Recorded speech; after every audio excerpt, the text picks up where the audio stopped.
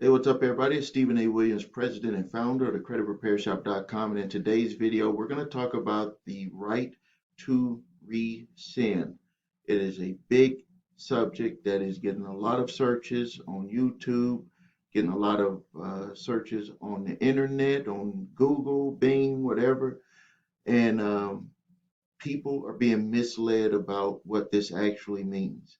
And as a matter of fact, this is something that has been available for years, which is not new to most people, but the application of it, how people are trying to apply this to loans, to mortgages, to automobile loans that they got, it's just they're thinking that they're going to get something for nothing. And I'm here to tell you that no, if you're thinking that you're going to get something for nothing, I know we live in that era right now where people think they're going to get something for nothing.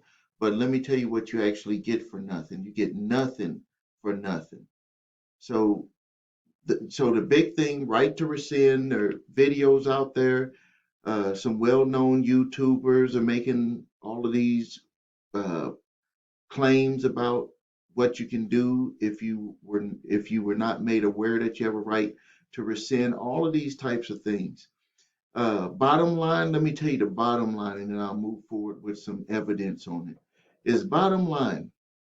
Oh, and just in case you don't know what right to rescind is, let's just talk about that first. Right to rescind refers to a provision under federal law in the United States that grants consumers the right to cancel. That's what most people really thought it was, like right to cancel notice and all of that those rules. The cancel or rescind certain types of loans or credit transactions within a specified period of time after they have entered into an agreement. This provision primarily protect consumers from making hasty financial decisions and to ensure that they have the opportunity to review the terms of the loan before committing to it. The right to rescind is also referred to as the right of rescission. So there are certain types of loans that even if you were not notified and you became aware of it past the period of time that the date, say maybe the time expired, like most states have a 3 day on most loans, that even if you were your state or maybe the rules are different in your state, here's the bottom line. You're never going to get something for nothing. So you would have to give that either money back or you would have to give that property back, period. That's what you're going to have to do. Now, let me quickly tell you what the CFPB says about it, and you can go and look this up yourself. I'm not going to, read it word for word, but basically, CFPB stated the number one uh, with mortgages. So that's the biggie. That's where I've seen a lot of the videos on. So say for instance you get a mortgage, you didn't know that you had a right to rescind or whatever, for whatever reason you just want to take your rights as a consumer for the right to rescind. Let me tell you what would happen. And this is, you could go to CFPB for yourself. This is what will happen to you. This is what's happening to people who have fallen for this gimmick. You would be responsible for all of the money that the loan company paid. So if you bought a house from someone, the money went to them. You said that you did not have the notice of right to rescind. What this is what would actually have to happen. You would have to give that money back to the mortgage company to make them whole again. So you might be saying, well, I gave the money to someone else. They're not going to be looking for that someone else. You were the one who said that you have a right to rescind. So what they're going to do is they're going to go after you for that money, and you're going to also lose the property. Like if you just add this up the right way, you have a mortgage. When you went to the mortgage table, you signed the documents. You didn't know about the right to rescind, so we're just going to leave it at that. Years later or months later, you come back, even if it's past the period of time, and you want to assert your right as a consumer, you would have to give that money back to the lender. So you're saying, so now the next thing that would come, thought that comes to your mind is you didn't get the money, you gave the money to the person that you bought the house from. Absolutely. So now you had a house that, in essence, they gave you the money, which takes away that whole thing about, the, that they don't loan money to people. They did loan you the money. So uh, you have the property in hand and you're paying them back for the money that they gave to you to give to the other party who you bought the house from. You say, I want to rescind the contract. uh, it's months later, you want to rescind it.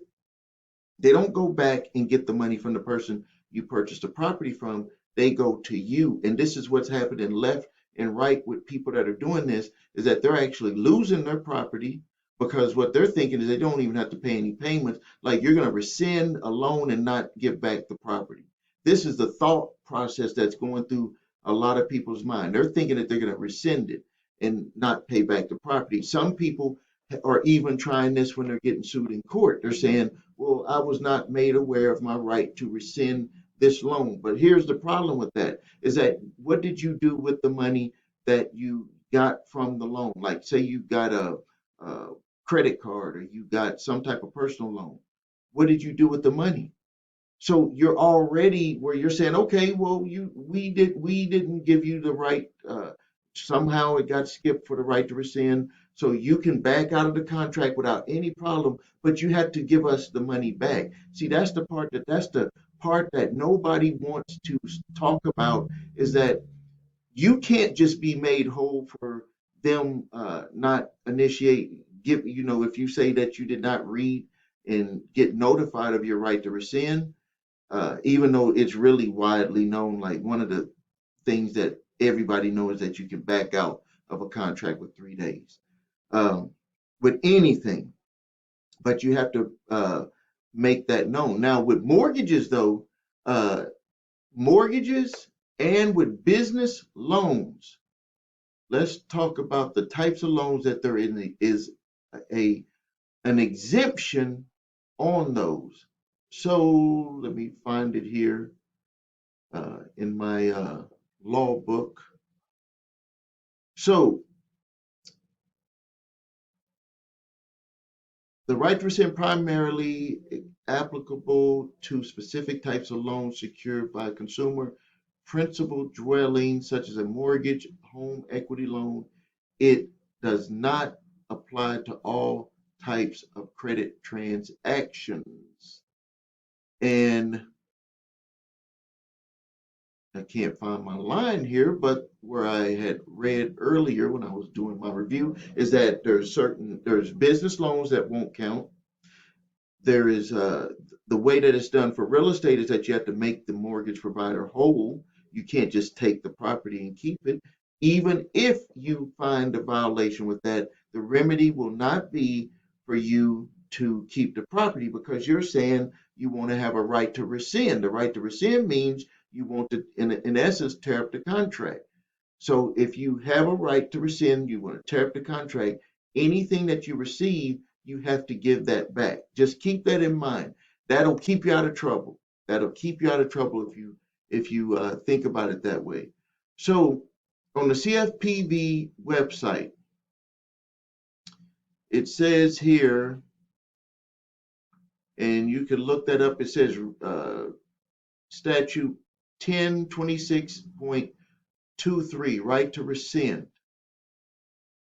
In a credit transaction which a security interest is or will be retained or acquired in the consumer's principal dwelling, each consumer whose ownership interest is or will be subject to the security interest shall have the right to rescind the transaction, except for transactions described in paragraph F of this section.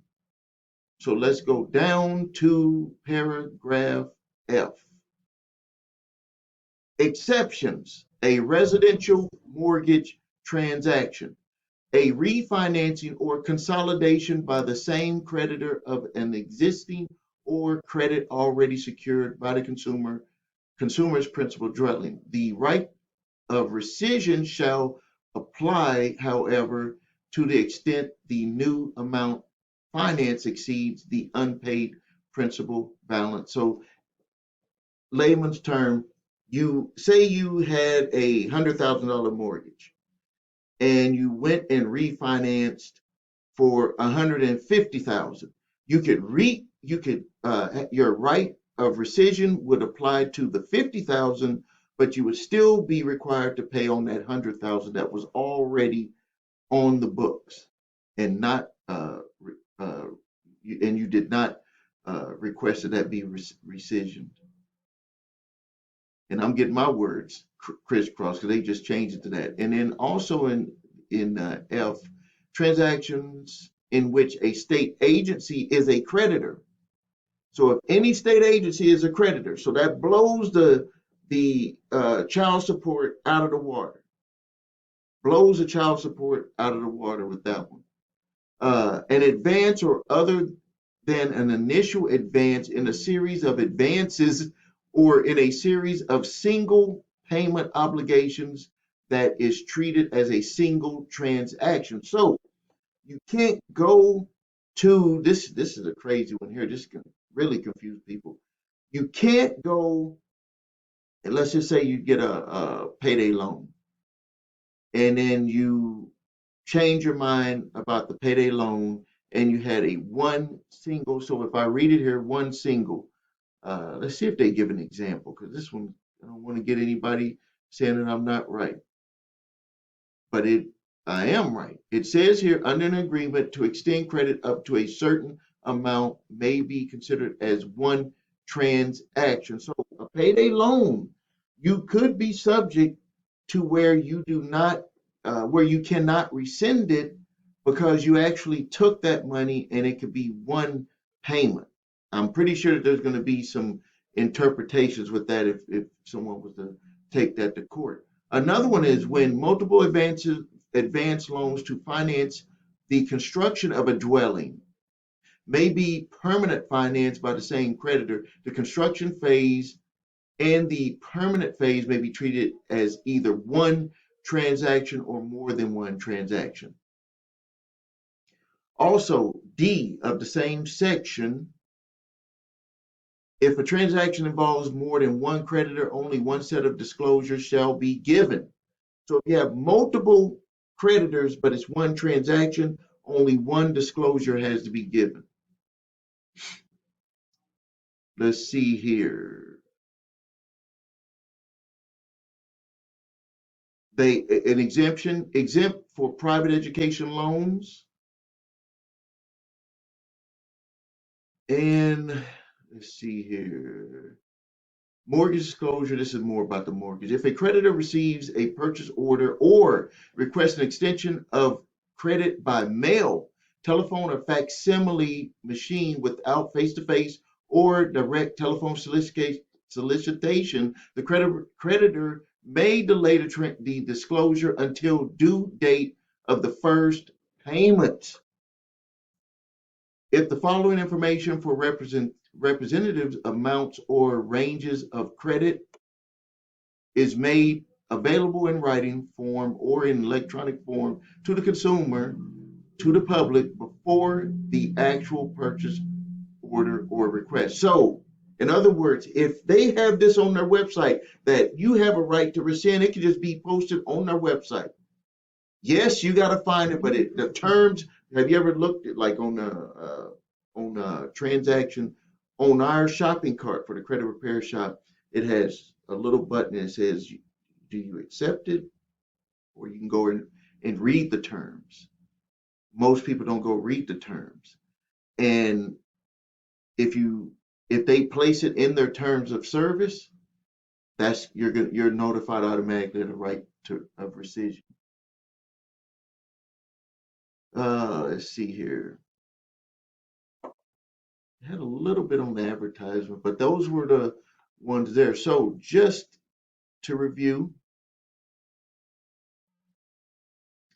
in term, right to rescind or right to rescission refers to a provision under federal law in the United States that grants consumers the right to cancel or rescind certain types of loans or credit transactions within a specified period of time after they have entered into the agreement. The provision is primarily extended to protect consumers from making hasty financial decisions to ensure that they had the opportunity to review the terms of the loan before committing to it.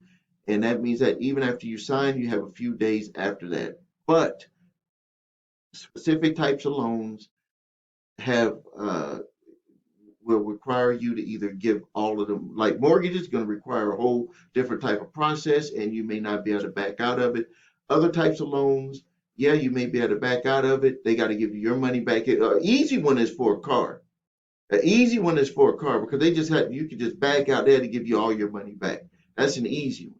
But hard one's going to be for the mortgage. Hard one's going to be for loans, business loans, those types of things, because more than likely you utilize the money. If you didn't utilize the money and you get the money back, I don't see any issues with that. All right, I just wanted to clear this up. Uh, Been a lot of questions about it. Some people have been trying this tactic in court uh, with not having any success using it. So I just want to make my subscribers aware of it to watch out. I'm going to be making some more videos about consumer law because there are some videos out there that if people start to follow the interpretation, because all this is just the way that people are interpreting it, it's going to be trouble in the neighborhood. A lot of trouble in the neighborhood. And guess where people come to when there's trouble in the neighborhood? They come to the credit repair shop. So if you need help with your credit, please visit us at thecreditrepairshop.com. Watch video what makes us different. So you can see my 8-point validation process, my two-phase settlement process. You need your credit report scores, go to the website your3scores.com to grab your TransUnion, Equifax, Experian, credit reports, and all 3 scores. If you have debt collectors coming after you, grab my 3-pack of letters. They are free, but I do ask for a donation. I appreciate everyone who does do a donation. It helps monetize my time to make these videos. And if you saw what YouTube pays me for these videos, you would say, Steve, stop making the videos. But I'm here to help. Click the link below. You'll get those, or you can get a paid one that has a more advanced copies of those letters. Either way, they both work. They'll get the job done. Uh, if you have debt collectors coming after you, suing you in court, you want to review your summons. There could be several issues that can get that case dismissed. If you need help with settling debt, we can also help you with that. Thank you for your time. This is Stephen A. Williams. Please subscribe.